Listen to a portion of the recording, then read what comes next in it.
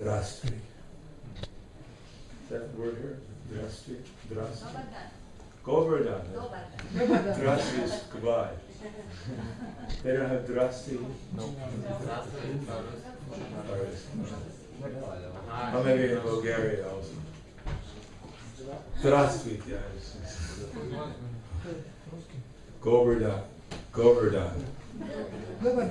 Govardhan. What's that? Starting from T. I know, Govardhan. You can also say Govardhan. Znajem. Govorim malo Hrvatski. So today, I'm going to read something from the Nectar of Instruction. Nectar of Instruction, specifically text number 5. In the Bhagavad Gita, well, part of our philosophy is, what do you think is the aim of our Krishna consciousness movement? What is the goal? What's that? Pure loving service for Krishna. Yes, to become Krishna conscious. Krishna prema. Prema mahat. Prema pamarta mahat. And what is the process of becoming, how does Jnana Yoga fit into Bhakti Yoga? In other words, if the goal is pure love, how does knowledge fit into that? How does knowledge help us attain pure love? Do you need knowledge for pure love? If you want to follow the process, you have to know the process of... Yes. Otherwise, how can you follow the process if you don't know what the process is? And also, What's that? and also, if you want to love someone, you need to know what you love. So Who you love. Yeah. Yes, who you love, and how can you love Krishna if you don't know No, what you like? Yeah, so that's also knowledge. Also, in this particular verse, we'll skip to the end. Well, let's read the verse. Let's read the previous verse. The previous verse, this is text number 5, but the previous verse is Vedati pratigrinati guyamakiti prichati bodhe bodhayate chaiva shadvidam prati lakshana. Offering gifts in charity, accepting charitable gifts, revealing one's mind in confidence, inquiring confidentially, offering prasad, and accepting prasad. These are the 6 symptoms of love exchanged by one devotee to another. And Prabhupada explains in the purport that the whole Krishna consciousness movement is simply to increase these loving exchanges between the devotees, that we make progress in devotional service by loving exchanges with the devotees.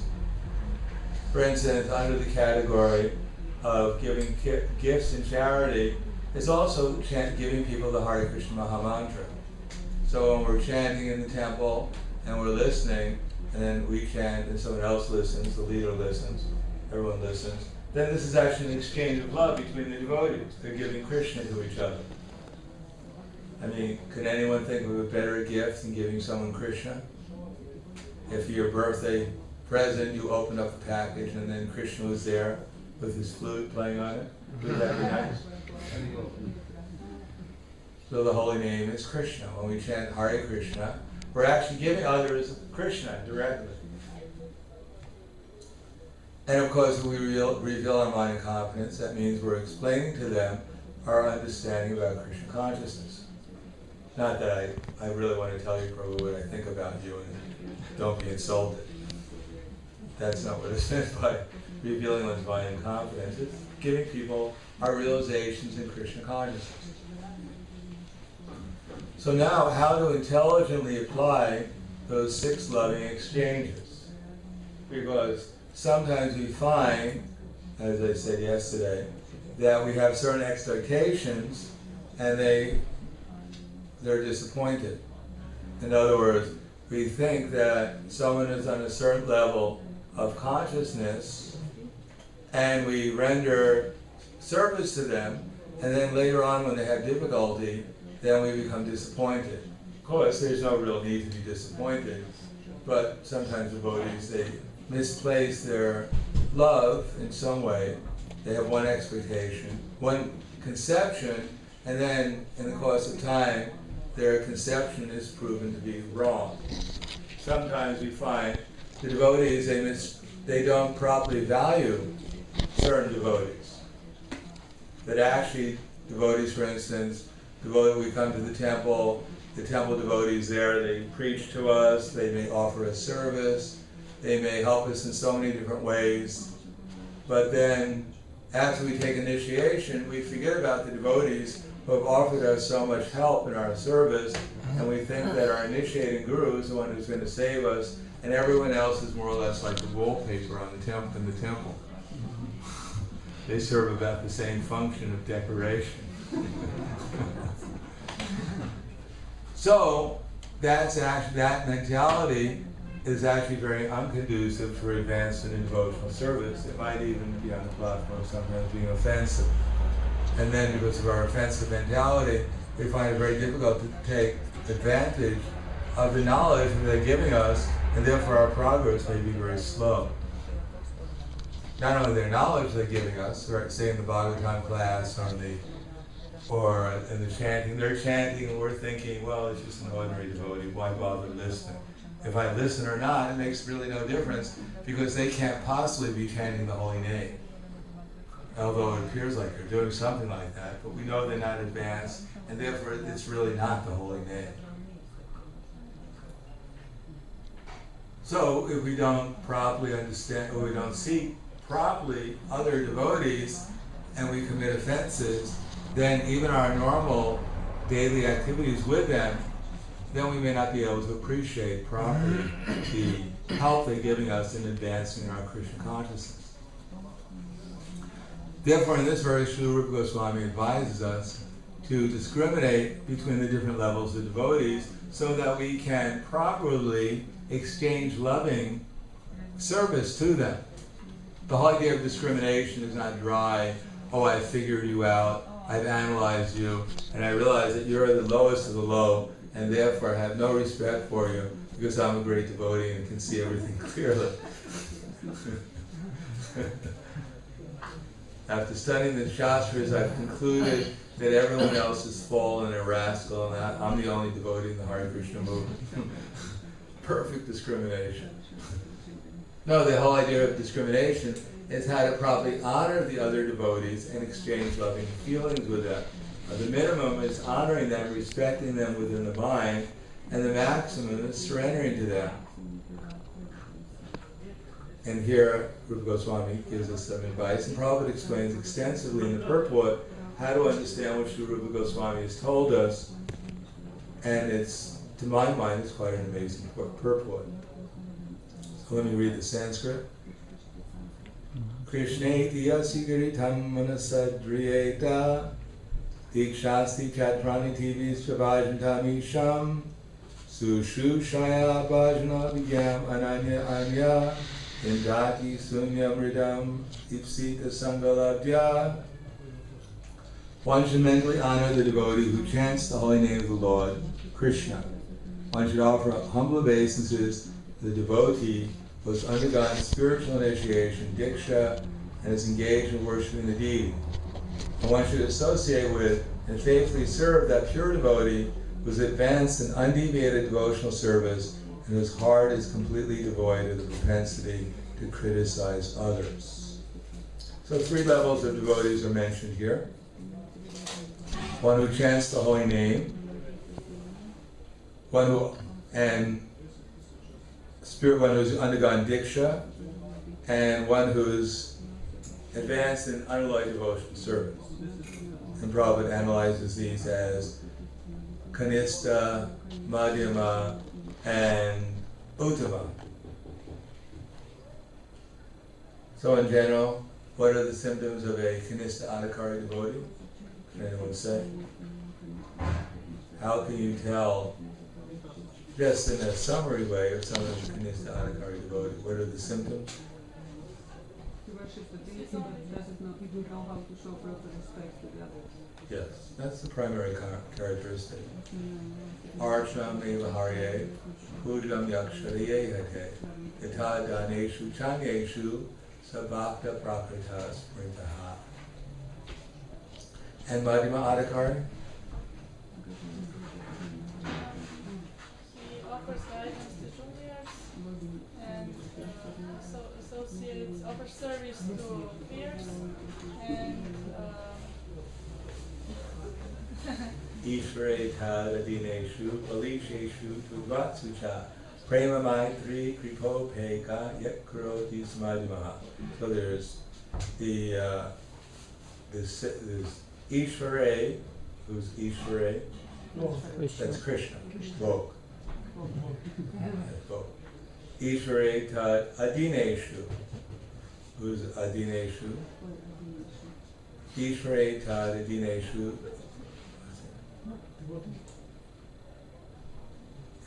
Well, yes. Adineshu, balisheshu, who's a balisheshu? The innocent people, like children.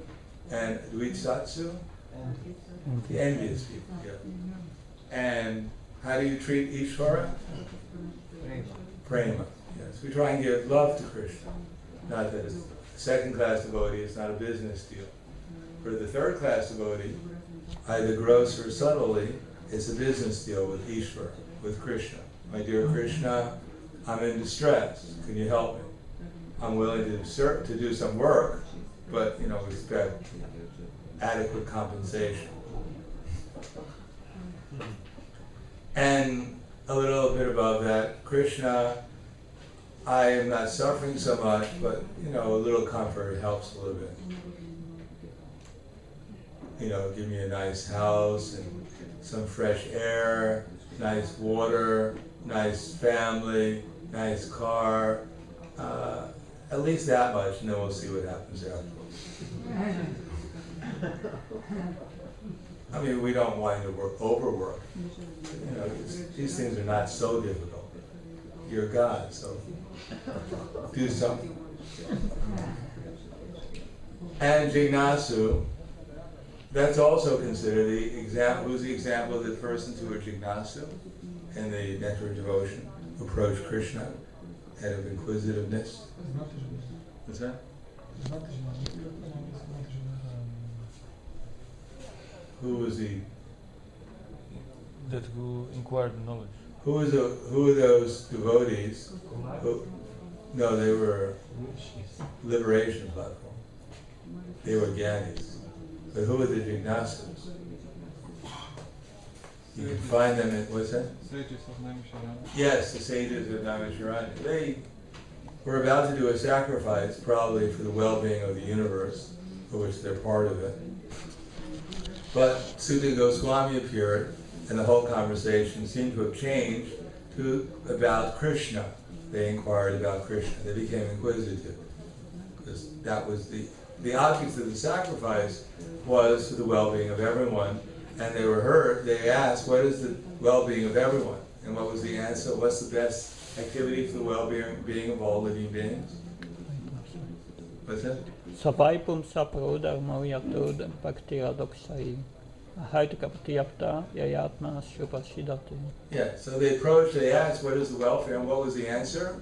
The welfare is sapaipum sa, to render service to Krishna, and the result of that is you get causes knowledge and detachment. Sapaipum samparo dharmo, that's the highest religious principle.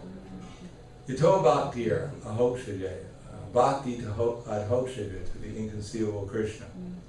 Ahaitu kepratiyata yatma suprasidate. Such devotion should be without any material cause and should be uninterrupted. That will actually satisfy the self, bring one to the highest welfare. Therefore, Jignasu, and then there's the Jnani. So these persons have some material motive in their approaching Krishna. But the Madhyama is not supposed to have any motivation. Does that mean, Prabhupada says that after you take initiation, they've taken initiation and they're engaged in worshiping the deity. Does that mean that automatically they become Madhyama Adhikaris? Yes? Do some of our friends who have been initiated in worshiping the deities, are they on the Madhyama Adhikari platform above the 4 Kumaras? Of course, the 4 Kumaras, after smelling the Tulsi leaves and the sandalwood pulp offered that was on the body of Lord Narayan, they became Mahabhagavas. But before that, there were some Jnanis. But they had enough knowledge, they were able to approach the gates of Vaikuntha. Not bad for a little knowledge.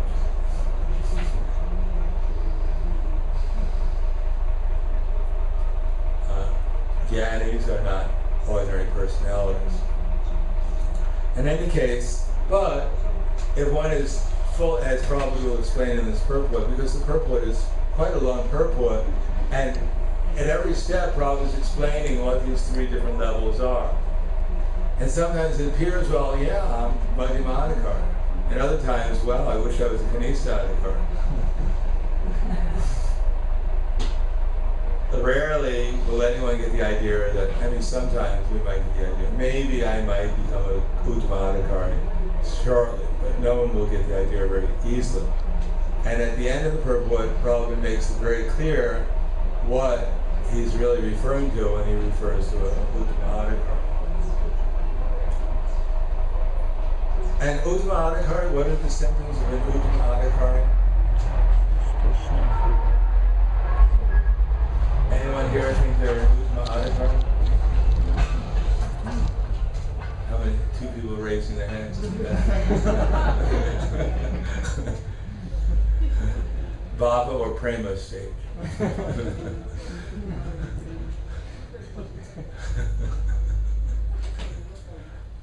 What are the symptoms of an Uttama Adhikari? No one knows. What's that? He sees all living beings equally. Yes. What is that equality? He sees everything connected with Krishna. Yes, everything connected. He sees Krishna in every living being, and every living being in Krishna. That's one of the symptoms. Because, as it says here, he's advanced in undeviated devotional service, and his heart is completely devoid of the propensity to criticize others. So what does that mean? Propensity to criticize others. Did Prabhupada ever criticize anyone? Yes. Criticized quite a number of people. Matter of fact, everyone is criticized in the purports except for a few devotees. The unloyed devotees are criticized. And when we analyze it, probably the only one that probably didn't criticize is himself. So what does it mean? He was advanced and completely devoid of the propensity to criticize others. Criticize someone means that you criticize him so that you become higher. Now, but he was wishing them well, so he was exposing the faults. Yeah. If you see the real self, the soul, and you try to help that soul, then sometimes it may take to cut out the anarthas, it may take a little bit of some sharpness. That's sadhu, definition of sharp, of a sadhu. Matter of fact, one of the definitions of Maya is mercy. So Maya is punishing the conditioned souls out of her mercy to wake them up. It is said that Krishna, he saw that his wife, one of his wives, they were sleeping, and he tried to wake them up. So Maya is shaking us, trying to wake us up, but we think she's punishing us. But actually she's just shaking us, trying to wake us up out of our sleep. Therefore, one who sometimes gives some seemingly harsh words to take away our Maya is actually our best friend, if they actually have the right words. They actually know what our disease is, and they are telling us so that we can wake up and get cured from the disease. So when the pure devotee, he takes the second-class platform when the Uttamadhikari comes down to preach, because otherwise, if he's Uttamadhikari, he sees everyone as a better servant than he is. He sees everyone engaged in Krishna service, and he appreciates whatever service they're doing. But when he comes to the second-class platform, then he appears to be the most fanatical. On the first-class platform, he doesn't criticize anyone. He's the most humble, like Jad Maharaj. Even the dacoits were about to cut off his head as a sacrifice. He didn't protest. Of course, Durga Devi protested and cut off all the dacoits' heads. But there was no complaint. Bharat Maharaj was fed stale cake and dried rice that was left on the field, and he didn't complain because he was absorbed in full Krishna consciousness. When he was carrying the palanquin of King Rahugana, when he began to preach, then he gave Rahugana more or less a good understanding what the philosophy was. He came to another platform to explain to King Rahugana, for his own benefit, how to make some spiritual advancement.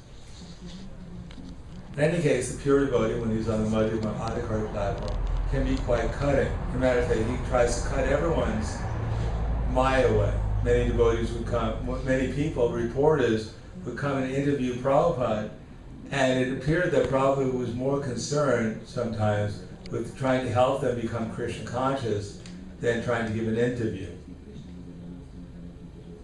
He wasn't just giving an interview, he was actually trying to help people become Krishna conscious.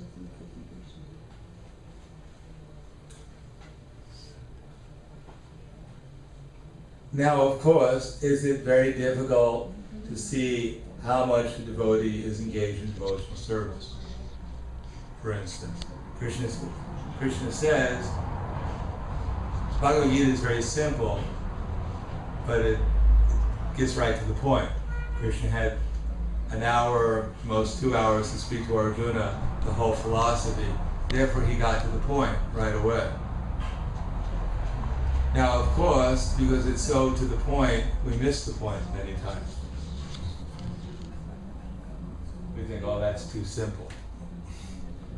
We don't really understand the value of the simplicity of the absolute realm. The absolute realm, where people don't have to get a job, they don't have to be full of duplicity because they're not trying to get ahead of the world or make friends or influence people. They're not worried about, what people are going to think about them and what their prestige is and what their material assets will be. None of those things exist in the spiritual world. If you had it, when we get a spiritual body which is eternal, many of these problems are not even conceived of.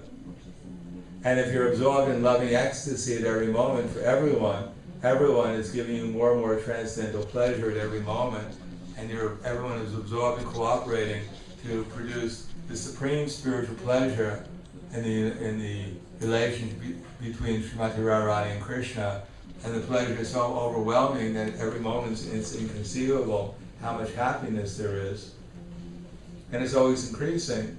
There's probably different priorities, different way of looking at things, different type of relationships. So that's the platform Krishna is speaking from. Therefore, it's a little inconceivable how simple it is, but valuable, because even if we just repeat it, it may give us some indication of what reality is like. And then if we follow it even to a small extent, then we become situated a little bit closer to reality. But Krishna says, for instance, that actually, I'm God. You want to tell the truth? I'm God. I'm not. It's a little embarrassing to tell everyone I'm God, but I might as well tell them. All right, I'm God. I'm the source of everything, for instance. But there's a few mudhas. Abhijanati ma mudha, manushim tanum ashityam, param bhavam ajanata mama buddha maheshwara. The fools, they deride my descending in this human form. They see what Krishna is doing, and they make up things about it. As I said before, Krishna comes and they say, yes, he claims to be God, but just look at his life. His parents were criminals. He was born in a prison. Somehow or another, by some trick, he escaped. And then his father kidnapped a little girl, because obviously he was a criminal. And he didn't care if that little girl was going to be killed. He just sacrificed that little girl, just to see what kind of heart he had. Luckily, the little girl also escaped. But then this little boy Krishna, because he grew up, the first thing he did is that some poor nurse came to offer her breast, and he killed her. The beginning of his life of crime.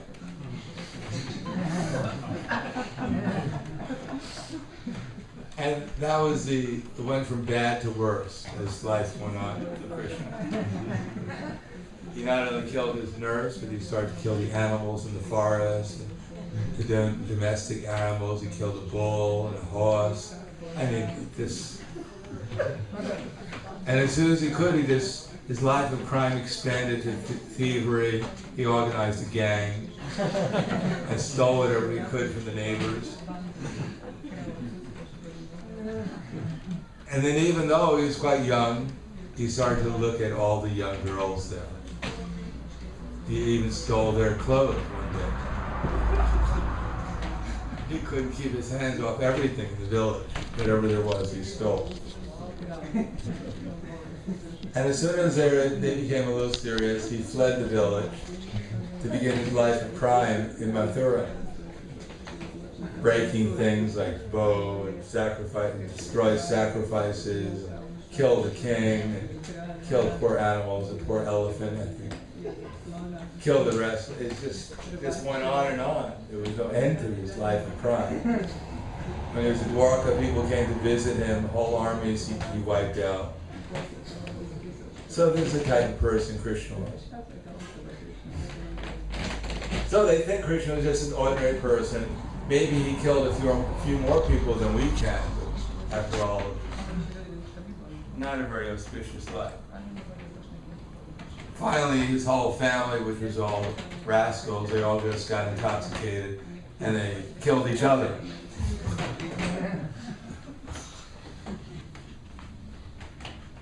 And then he got his results because some hunter shot him. Thought it was the deer and shot him. That was the end of the Vrindavan Mafia.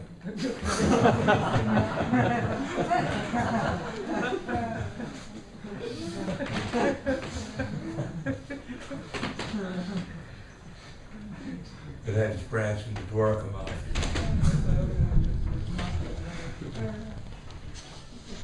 So they deride Krishna like that. They come up with all kinds of stories that Krishna was lusty, therefore he married so many women, etc. He's a coward, he hid in the ocean. So they're mudhas, and Krishna says their hopes for liberation, their fruit of activities, and their culture of knowledge will all be defeated. Why? Because there's no possibility of realizing their identity as a spiritual being. And without realizing our identity as a spiritual being, there's no possibility of actually becoming happy. By impersonal methods, we may realize, after many lifetimes, that we're not the body. But that's not the secret of happiness, because there's every chance of falling down from that platform. Therefore, even in Brahman realization, there's a certain amount of anxiety. So only if we realize Krishna. And then what Krishna says, who realizes me? Mahatmanas tumam parata, daivim prakritim ashritya, vadanyanya manaso, gyakabhutadim avyam. The great souls, they're under my protection because they're fully engaged in devotional service, knowing me to be the Supreme Lord and inexhaustible. Mahatmanas tumam parata, daivim prakritim ashritya, vadanyanya manaso, gyakabhutadim avyam. Therefore, who are actually the great souls? Those who, as much as we are able to engage constantly in Krishna's service, and as much as we're actually under the divine energy, to that extent we can be considered Mahatmas. So these three classes of devotees, Kanishta, Madhyama, and Uttama, are just different levels of glorifying Krishna and different levels of intensity and consistency of being under the internal energy of Krishna. And what are their activities? What are the activities of the Mahatmas? What do they do? How can you tell a Mahatma? He has a beard. He sits on a big seat. He's surrounded by followers. He has wealth. What's that? He's always talking about Krishna. Yes, he's addicted to Krishna. He has marks up and down his arm, they all say Krishna on him. He's addicted to Krishna. That's what one definition probably gave. But his activities are, whatever his activities, how can we tell if someone is actually addicted? He's always talking about Krishna. What else? I mean, people do Bhagavad Saptahas, and they're also talking about Krishna. But what else besides that? Yes, they're always engaged in service. How often? Yes, Satatam. Satatam Kirtayantamam Yatantascha Driravrata. They're very firm in their commitment to serving Krishna. They're undeviated. Just like, as I mentioned before, this little girl, Saraswati. She was Shyamasundara's daughter and Malati's daughter. And she was 2 years old, and they were living in India. And during this time, Saraswati would go up to people and say, "Do you know who Krishna is?" And if they said no, she'd say, "Krishna, he's the Supreme Personality of Godhead." So Prabhupada said this is perfect preaching. And one time, little Saraswati was sitting there, and one man approached her in a very challenging mood and said, "Saraswati, why are you chanting Hare Krishna?" So Saraswati took her 2-year-old hand and slapped him across the face. And Prabhupada said, "This is Nishta, fixed."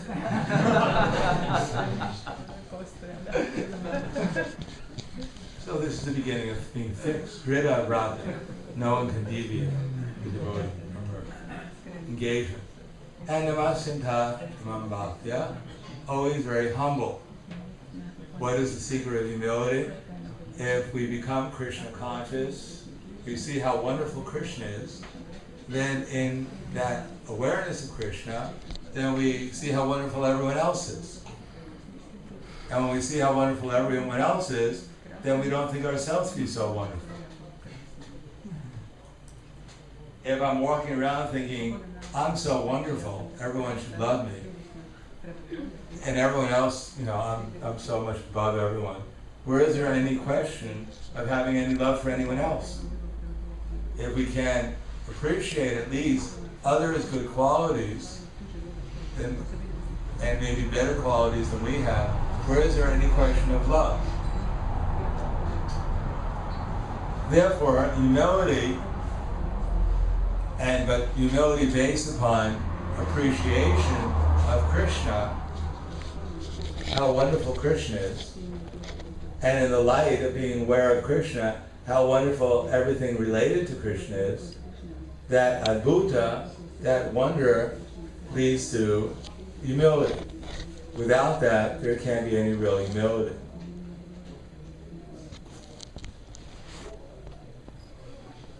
So the pure devotee, including Krishna, Krishna thinks everyone else, even Srimati Radharani probably writes, she thinks everyone else is a greater servant of Krishna than I am. So just imagine Srimati Radharani, who's accompanies Krishna in all his incarnations. She's Lakshmi Devi, her expansion is Lakshmi Devi. She's the most beloved mistress of Krishna.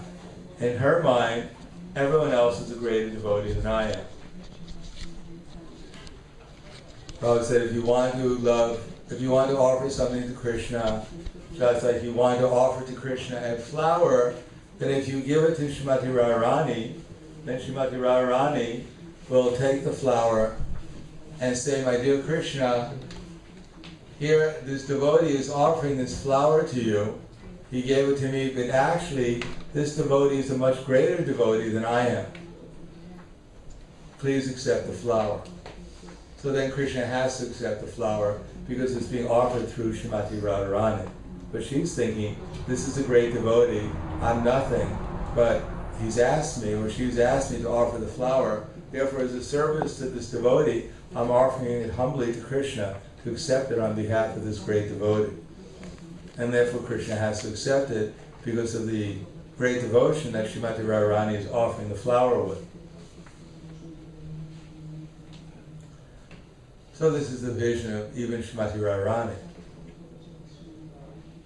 And if we think, well, I'm a great devotee, even Srimati Radharani is thinking I'm a great devotee, then we're in trouble.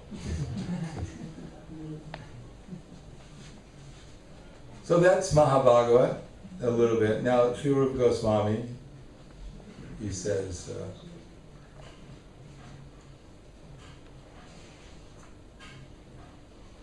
in order to intelligently apply the six loving reciprocations mentioned in the previous verse, one must select proper persons with careful discrimination. Sri Rupa Goswami therefore advises that we should meet with the Vaishnavas in an appropriate way, according to their particular status.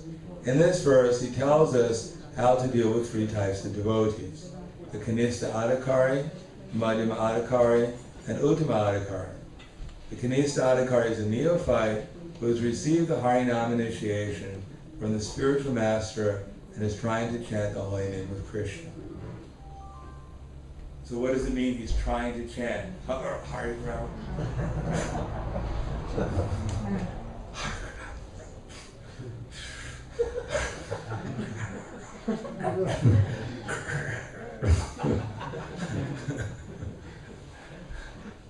It's going to be a long day.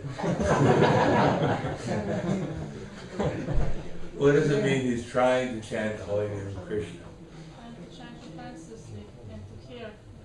Yes, the holy name is not, as Srila Bhaktivinoda Thakur says, is not simply some letters of the alphabet. The holy name and Krishna, Purnam, Shuddham, Nityukta, Vinat Vatvam Namanami. No, that the name of Krishna and Krishna itself are non-different. And that Nam Namakari Bahudani Sarva Shaktis, all as if we were directly in front of Krishna, so the holy name has all Krishna's potencies. It is Krishna directly. So to chant the holy name is not so easy. When we chant the holy name, then we actually realize Krishna. Has anyone ever chanted the holy name and Krishna appeared before them? Don't raise your hand. Even if you think, no.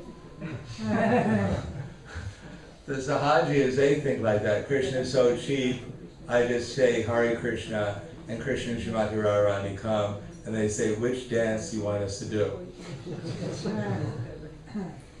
The waltz, the hot step, or... No, Krishna is not so cheap. To chant Hare Krishna requires a lot of, mercy, which is earned by being constantly engaged in Krishna's service with humility and determination over some time. It's gradually, step by step, with full conviction. One has to execute devotional service with enthusiasm, sustained with full conviction. What's Prabhupada's definition of enthusiasm? Does anyone know? Yes. Endeavor with intelligence in Krishna consciousness. Very good. Intelligence executed with endeavor executed with intelligence in Krishna consciousness is called enthusiasm. Not that, let's be enthusiastic and No, we have to execute our service with intelligence in Krishna consciousness, and that will improve and produce real enthusiasm, which comes from the internal energy of Krishna, will be enthused with the divine potency, Daivi Prakriti. So here, 3 different levels of devotees, the Kanista Adhikari. The Kanista Adhikari is a neophyte who has received the Harinam and initiation from the spiritual master and is trying to chant the holy name of Krishna. One should respect such a person within his mind as the Kanista Adhikari, the Kanista Vaishnava. A Madhyama Adhikari has received spiritual initiation from the spiritual master and has been fully engaged by him in the transcendental loving service of the Lord. So here's 2 different types of initiation. One is receive the Harinam, and the other is spiritual initiation. So Prabhupada differentiates between Harinam and Brahminical initiation. It's expected that one who has Brahminical initiation should be on the level of a Brahmin. That's not always the case, but that's what Prabhupada was more or less referring to. And what's the qualities of a Brahmin? Can anyone get a Brahmin just by getting a thread? My proof, I'm a Brahmin. See? In India, first time I went to India in '74, the rickshawwala said, "Do you know who I am?" I said, "No." He said, "I'm a Brahmin." I said, "Really?" And he took out his thread. It was all black because he never washed it. He said, "See, I'm a Brahmin." You know, rickshawwala, the one who drives the bicycle. See, he was a Brahmin because he had his Prabhupada said it cost at that time, actually, it only cost 2 pice at that time. But because he had one, he was a Brahmin. On the other hand, to become a Brahmin, Vishwamrita Muni had to meditate for 180,000 years. And then he received second initiation. But someone went down to Lloyd Bazaar and purchased a Brahmin thread for 2 pice, and he became a Brahmin. If Vishwamrita Muni would have heard about that, he could have saved 180,000 years.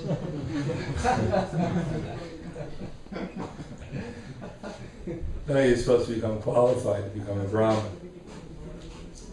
And therefore, such a person is actually qualified, who's actually attained second initiation, they should, Prabhupada said, fully engaged by him, received second initiation from the spiritual master, and has been fully engaged by him in the transcendental loving service of the Lord.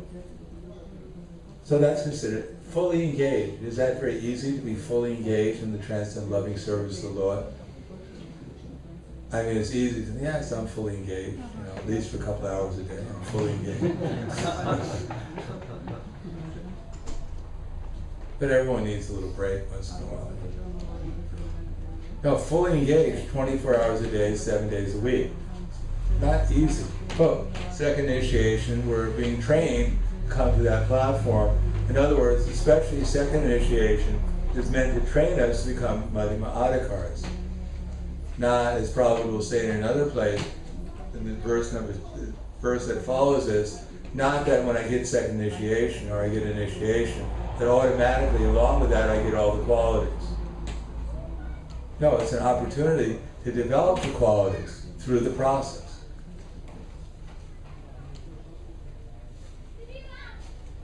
And the Madhyama Adhikari should be considered to be situated midway in devotional service.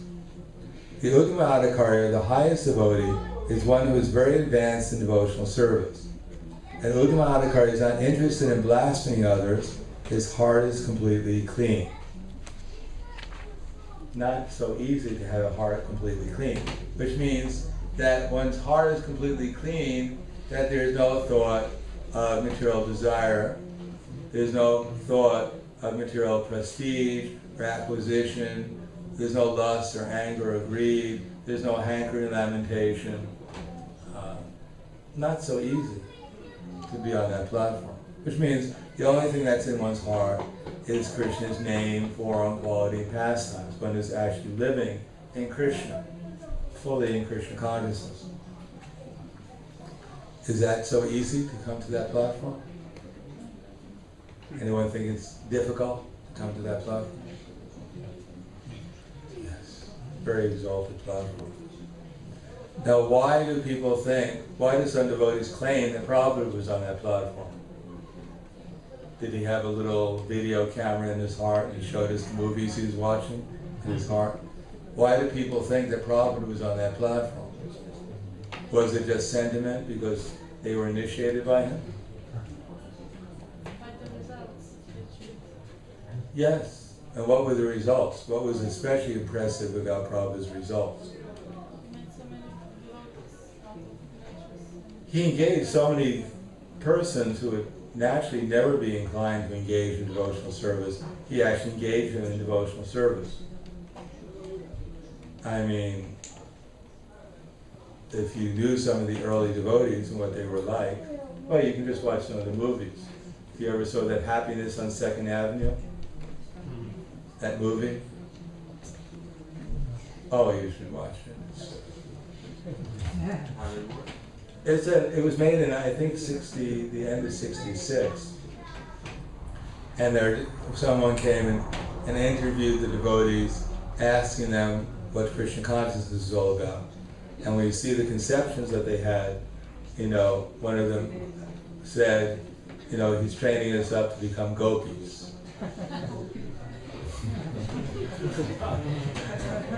And then the reporters asked what's a gopi, and this is going on, syndicate, some kind of television program. Oh, it's a coward girlfriend of Krishna. It was quite an amazing incident. So Prabhupada was able to engage such persons practically right out of the street and engage them in doing some practical service to Krishna. And of course later on it expanded, and many people from many walks of life all over the world seriously took up the process of Krishna consciousness. At least when Prabhupada was here, they were able to be maintained by his divine energy. Because he was fully absorbed in Krishna consciousness, he was a transparent via media, and therefore coming in contact with him meant coming in contact with kind of one's surrender and submission and ability to perceive with the spiritual world. No, 26, just put second between. And after he left, then it was very difficult for them to maintain, many devotees, because their inspiration was really their association with Prabhupada somehow. In any case, that was certainly very significant that Prabhupada, not only if one examines his life, we don't find Prabhupada interested in anything else other than trying to spread Krishna consciousness. We don't find that, he was traveling all over the world and once in a while he needed a break and he had to go to the movies. Or, it was just too much and he needed some vacation by the sea and he went swimming and diving and went to the aquariums. And no, we find that Prabhupada was strictly absorbed in somehow or another dovetailing everything, trying to make people Krishna conscious. So therefore his life was full of variety, but the whole object was clearly that he was trying to become Krishna conscious, more Krishna conscious, and distribute that Krishna consciousness to others.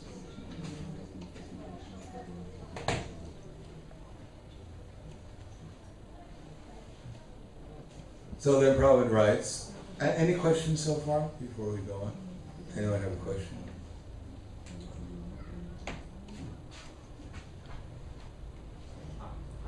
Yes. I was thinking about these different levels of devotees. It's, let's say, okay, it's in the books, Prabhupada, it's written, sometimes in everyday life when you serve, let's say, in the temple or when you meet other devotees and there are quarrels or conflicts,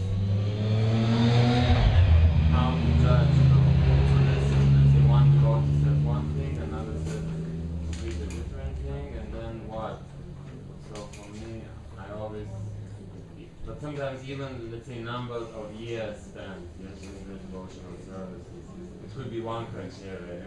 Age could be another criteria.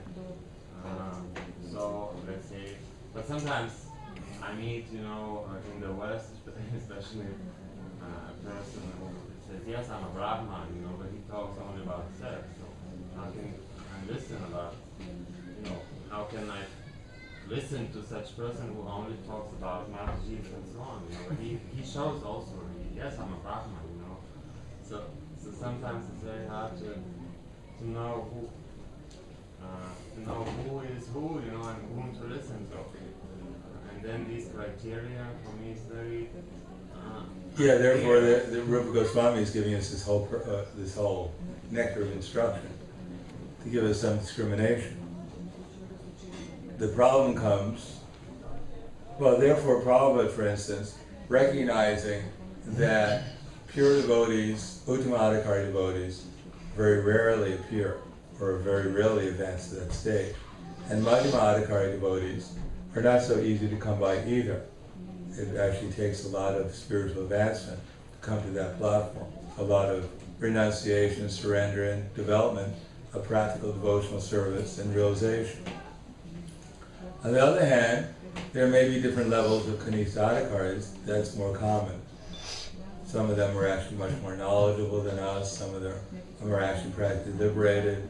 Some of them are, you know, relatively more free from distress. The Prabhupada expected that we have regular classes, and in the class, the focus should be on how to develop Krishna consciousness. Rarely we'll find a class where the men are talking about the Madhavis. I mean, it's usually, or the Madhavis are talking about the men. Usually it's more of a philosophical nature, and even if there's some pastimes and stories told, it's usually with the idea of helping us understand the philosophy so we can practically advance in devotional service, apply it within our lives, and practically advance. Now, according to this, even if we look around and we find out that we're surrounded by different levels of more or less Kanistha-adhikari devotees, but our job is to become a Madhyama-adhikari. Everyone's job is. So in order to achieve that, we have to cooperate with the devotees. Now, who to cooperate with, who to serve, well, we have our authorities. We have our line of authorities, managerial authority, and then we have some spiritual authorities also. So therefore we have to see who is most consistently engaged in devotional service from our spiritual authorities.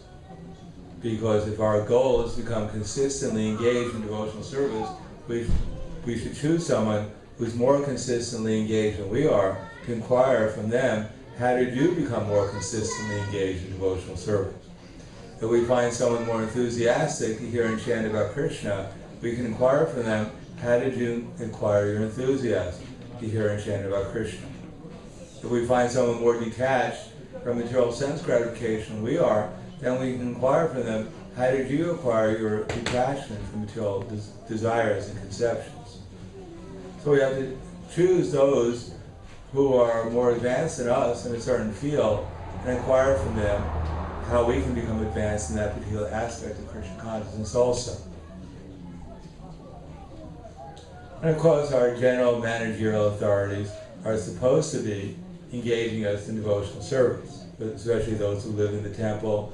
They're supposed to be engaging us in the deity worship, which includes the temple cleanliness, and getting our going out on Harinam and book distribution. That's the purpose of the temple. Now, if there are other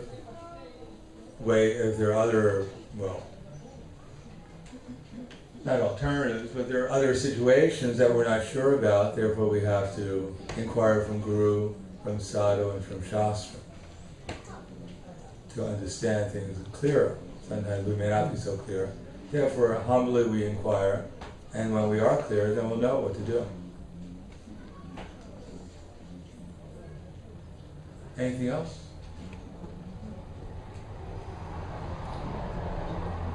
Yes.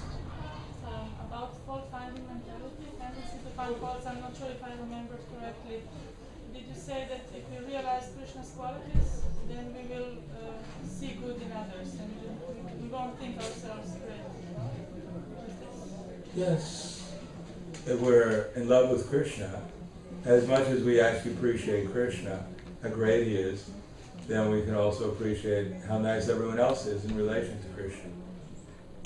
If we see someone, as it says here, chanting Hare Krishna, to that extent we respect them because at least they're chanting Hare Krishna.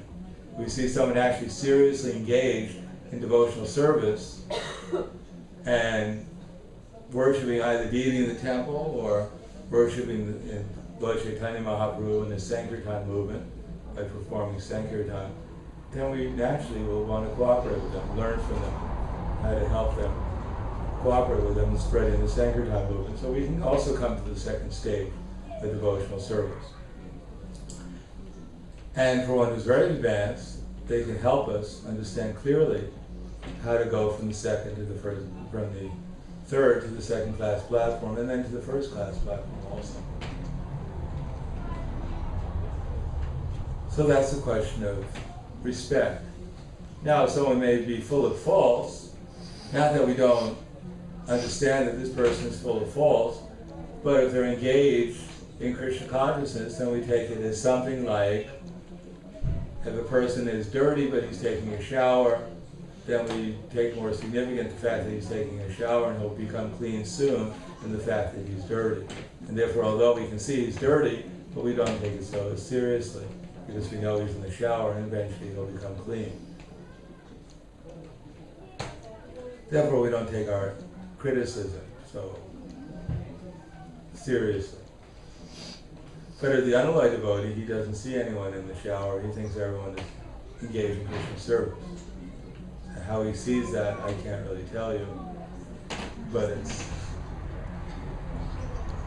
I mean, in one sense, everyone is either serving Krishna directly through his internal energy or serving Krishna indirectly through his external energy. Both are made service to Krishna, and both are engaged in the souls in service to Krishna. One is favorable and the other is not favorable.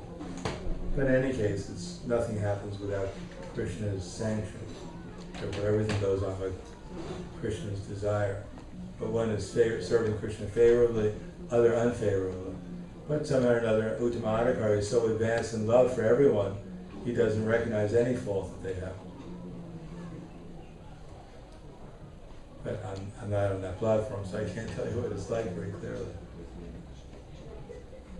Yes? Maharaj, if I understand correctly, we are trying to chant Hare Krishna, so in order to make advancement we must hear very carefully and sufficiently, and then our main challenge is that we are not able or not willing to hear from one another. No, I think we're willing to hear.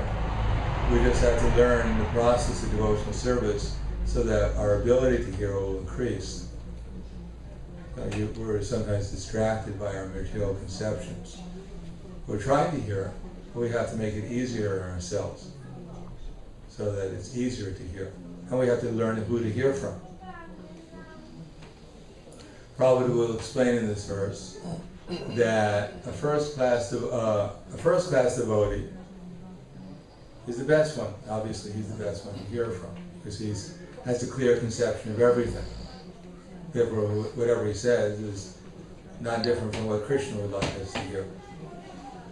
On the other hand, a Madhyamadhikari may not have such a clear conception of Krishna consciousness, he's not on such a realized level, but because he's repeating the instructions that are coming down into civil succession according to his own realization, therefore he can help us come up to at least his level of realization, which may be far superior to ours. So also we have to hear attentively from such a devotee who we want to advance. And the Kanisadhikari, he may not be very clear in his conception, and he may not have such realization, and therefore he may sometimes be bewildered, and therefore we should have a clear conception from Guru and from Guru Sadhana and Shastra, so that we're able to recognize what nectar to take from such a person and what to leave aside. And we may not have that at the beginning, such a discrimination, because there are also different levels of Kanistha-adhikaris, and some of them can give us very valuable knowledge, and some of them are more advanced in devotional service, they've come to the mode of goodness, and some of them are probably not so helpful, because they themselves are not very clear about what the process is. Therefore, some of them we have to just respect them within our mind and not be so serious and not hear from them so much, because they may bewilder us. And others, we may hear from them, but we should hear from them with some kind of discrimination, because their goal, they may talk about Krishna, but their goal may be something less than pure love. So they may be encouraging us in ways of service to Krishna may not bring us to the goal very quickly. And others may have very good knowledge, but it's not really very complete. But they may have some very interesting ways to help us become renounced or whatever, and develop some knowledge and awareness. But we should also have some discrimination that it may not, it's valuable, but it may not be the complete picture. And others may be actually on the liberated platform, and hearing from such a devotee will certainly be helpful, but they'll be able to explain their inadequacies to us also, and direct us to appreciate persons who are even higher than they are, because they have a very clear conception of where they want to go and where they've come from, and therefore they're less likely to be bewildered into presenting their particular understanding of philosophy as being 100% clear. So they're very good to hear from also, although they will also explain that they can't give us 100% clear understanding.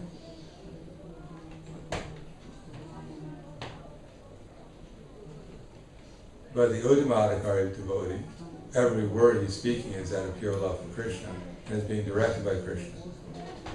Therefore we appreciate Prabhupada's books, even if we believe that there are many Uttamadhikari devotees within ISKCON. Still, we understand that the topmost Uttamadhikari devotee is Prabhupada, and therefore everyone has to take reference to Prabhupada's books, and whatever they're doing, whatever they're saying, our standard has to be judged by what Prabhupada's saying. Anything else? I'll just read a little bit more. I don't want to. It's a long day hearing and chanting.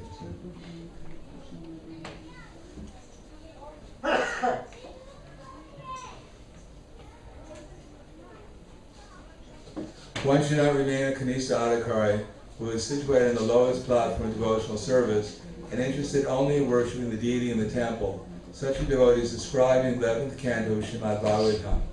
Archam eva harye pujam yakshariye hate hata daneshu chanyeshu sabhakta prakritas mritaha. Person is very faithfully engaged in worshiping the deity in the temple, who does not know how to behave towards devotees or people in general is called a prakrita bhakta or kanista adhikari. So here Prabhupada says, faithfully engaged in worshiping the deity in the temple. Not so easy.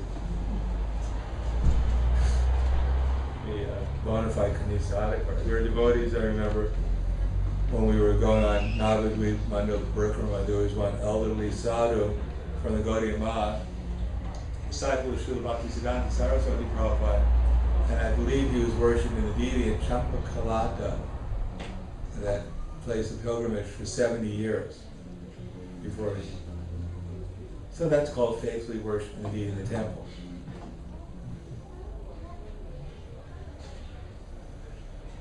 One therefore has to raise himself from the position of Kanista Adhikari to the platform of Madhyama Adhikari.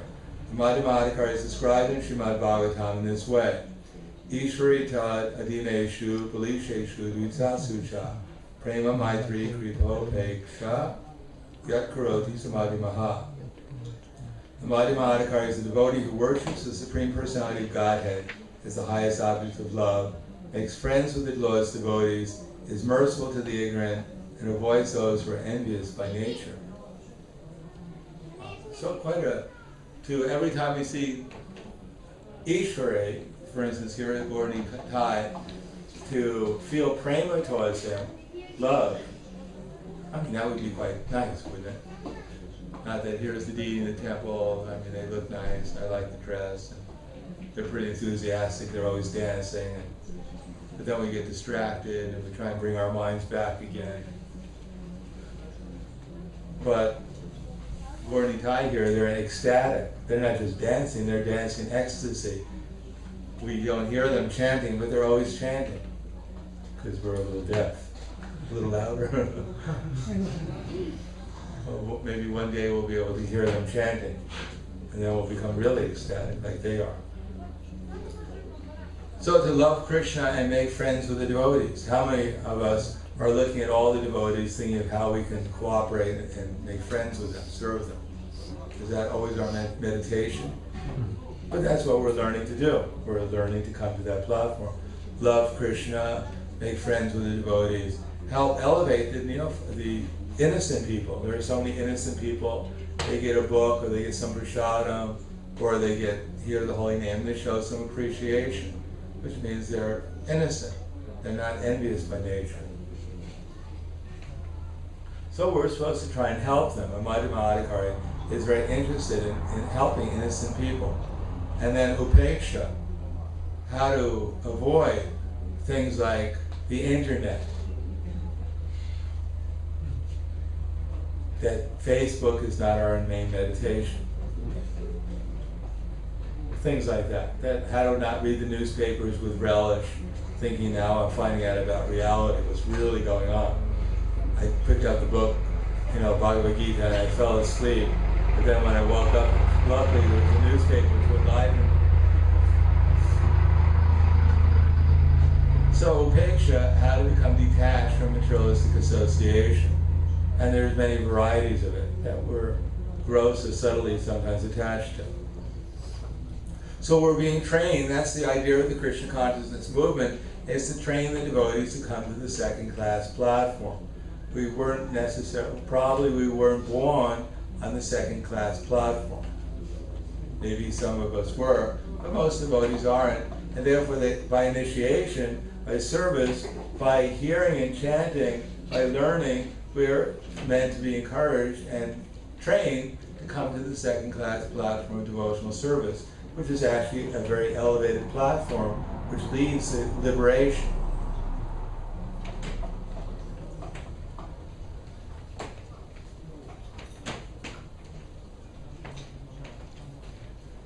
This is the way to cultivate devotional service properly. In this verse, Rupa Goswami has advised us how to treat various devotees. We can see from practical experience that there are different types of Vaishnavas. The Prakrita Sahajiyas generally chant the Hare Krishna Mahamantra, yet they're attached to women, money, and intoxication. Although such persons may chant the holy name of the Lord, they're not yet properly purified. Such people should be respected within one's mind, but their association should be avoided. Those who are innocent but simply carried away by bad association should be shown favor if they are eager to receive proper instruction from pure devotees. But those neophyte devotees who are actually initiated by the bona fide spiritual master and are seriously engaged in carrying out the orders of the spiritual master should be offered respectful obeisances. So here we're getting into many different levels of discrimination. It's not so easy to, everything is clear cut. Sometimes there are different levels. Prabhupada referred to the Ganesha we should respect, for instance, previously Prabhupada said for those who have taken initiation, we should, and are trying to chant the holy name, we should respect them at least within the mind. We shouldn't quarrel with them, even though they're living with us. Point out all their problems and deficiencies. We should learn to respect them within our mind. But there are other classes of persons we should also just respect within the mind, but we shouldn't associate with them very intimately, the Prakrita Sahajiyas. So both the neophyte devotee and the Prakrita Sahajiyas we should respect within the mind, but one we can associate with, and the other we should avoid their association. Otherwise we'll get into trouble. One we should associate with and tolerate some of their inadequacies, and the others we should just strictly avoid their association, because we won't be able to avoid perhaps acquiring some of their bad qualities also.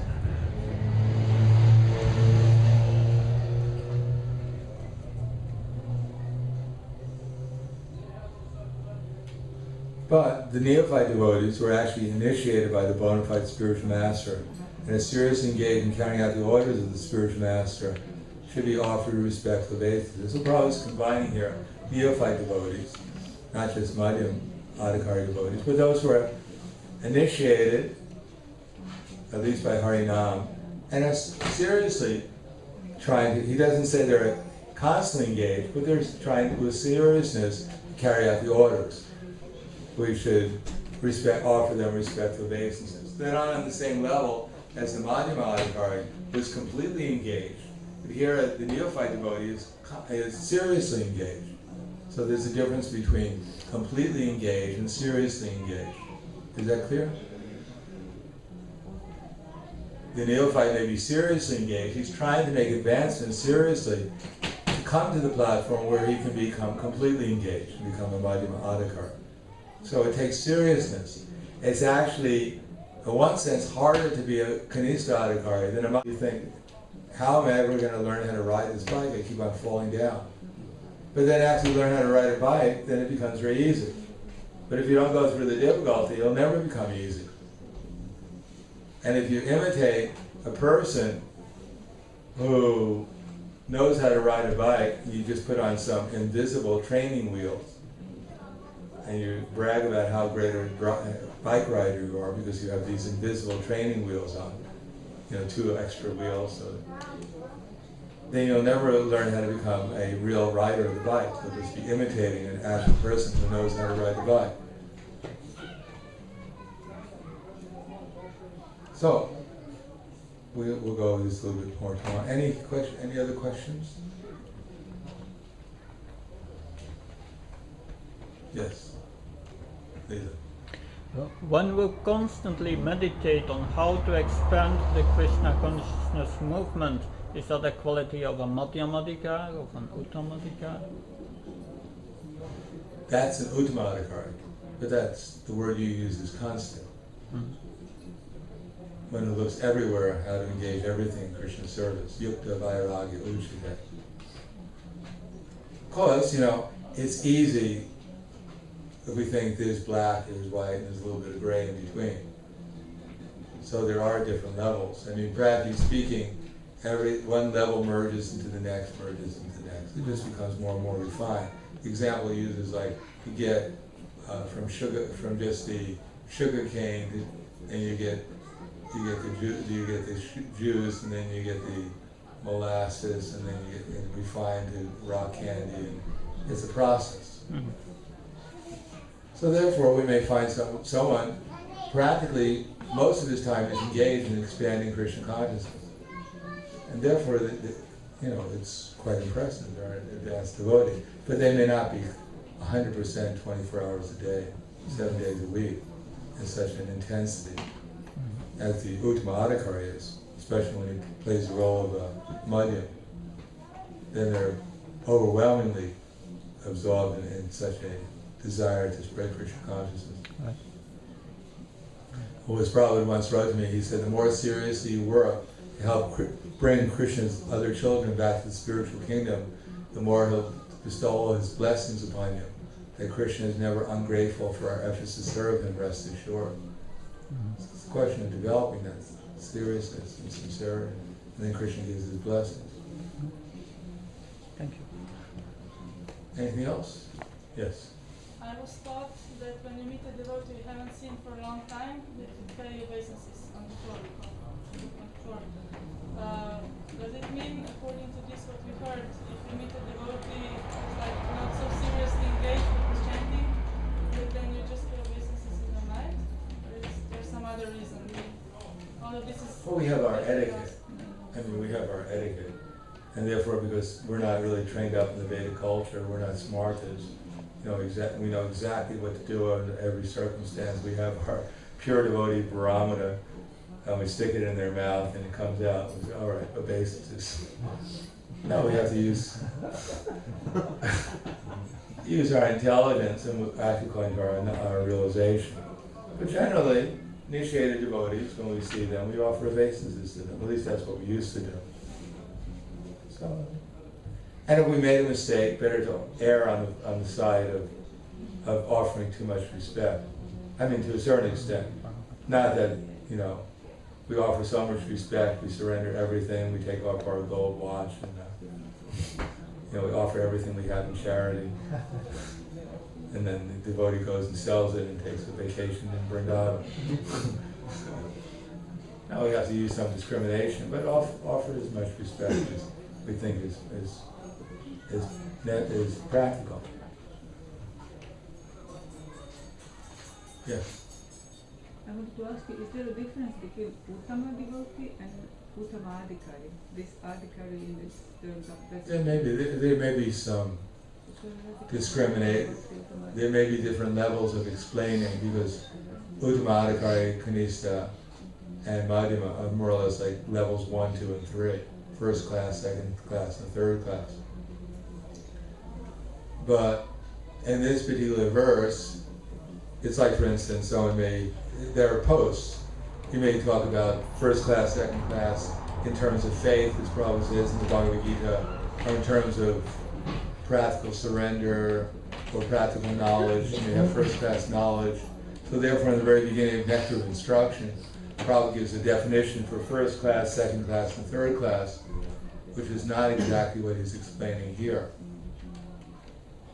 For instance, first class is known by his scriptural knowledge, his ability to convert others to devotees. So that would be more considered here, be more or less on the level of second class devotee. Because it doesn't mean that he's necessarily fully realized. He has the knowledge, and he can preach effectively, and he's fully engaged in devotional service, Prabhupada says. But that doesn't really fit completely in the realm of Uttama. Therefore, he's still considered first class in his eligibility to become first class, become a pure devotee. And then we have these second class eligibility. He doesn't know the Shastra so well, but he's fixed in faith. And then we have third class eligibility. He neither has faith nor Shastric learning. Therefore, he's eligible to fall down at any time. He's just barely hanging in there by good association. So that's my eligibility.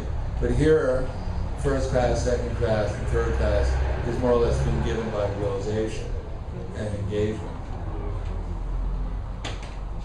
by symptoms. So thank you. We'll stop there. Thank you. Grantaraji, Nectar of Instruction, ki jai. Srila Prabhupada, ki jai. Or Premanande.